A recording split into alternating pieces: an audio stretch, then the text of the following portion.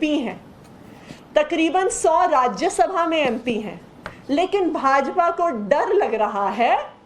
कि एक छोटे से एमसीडी के चुनाव में वो आम आदमी पार्टी का सामना नहीं करने आ रही। मोदी जी को अरविंद केजरीवाल जी से डर लग रहा है कि पंजाब में इतनी बड़ी जीत हासिल करने के बाद अगर भाजपा ने आम आदमी पार्टी का सामना किया तो आज अगर एमसीडी का चुनाव हो जाता है तो जैसे दिल्ली के चुनाव में 62 सीटें आम आदमी पार्टी की आई थी, उसी तरह एमसीडी के चुनाव में 250 से ज्यादा सीटें आम आदमी पार्टी की आएंगी और बीजेपी का सूपड़ा साफ हो जाएगा। बीजेपी दिल्ली में एमसीडी से बाहर हो जाएगी और इसी डर के कारण एमसीडी में यूनिफिकेशन का बहाना बना के चुनाव को पोस्टपोन किया जा रहा है, जबकि ये बिल्कुल स्पष्ट है कि यूनिफिकेशन का और चुनाव की तारीख का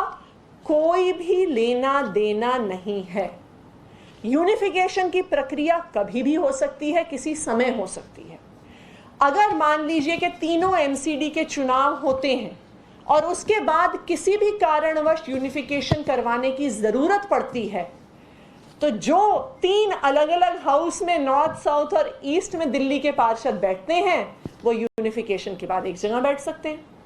जहां पे नॉर्थ, साउथ, ईस्ट एमसीडी के 3 अलग अलग ऑफिसेस चलते हैं वो एक जगह बैठ सकते हैं। तो ये बिल्कुल स्पष्ट है कि यूनिफिकेशन का और चुनाव पोस्टपोन करने का कोई भी लेना देना नहीं है। चुनाव बढ़ाने का सिर्फ एक ही कारण है और वो ये है कि भाजपा को और मोदी जी को अरविंद केजरीवाल से डर लगता है, क्योंकि उन्हें पता है कि उनका 15 साल का भ्रष्टाचार, उनके पार्षदों की 15 साल की चोरी, 15 साल से दिल्ली को कूड़े का ढेर बनाना, 15 साल से दिल्ली के सामने 3 कूड़े के पहाड़ बनाना दिल्ली की जनता ने देखा है।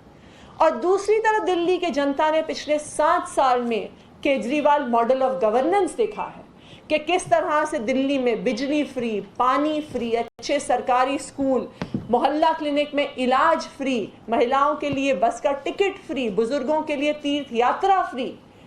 एक तरफ अरविंद केजरीवाल की सरकार है जो जनता की जेब में पैसा डालती है और दूसरी तरफ एमसीडी में भाजपा की सरकार है जो अपने भ्रष्टाचार में लिप्त होके रोज जनता का पैसा लूटती है।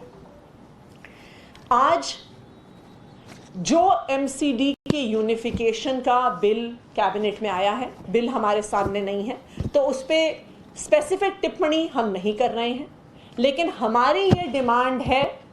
कि चुनाव अपनी तारीख के हिसाब से होने चाहिए। चुनाव पोस्टपोन करना,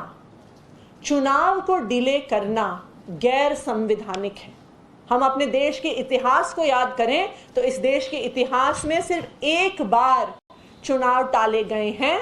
और वो तब था जब इस देश में इमरजेंसी लागू हुई थी। वो तब था जब इंदिरा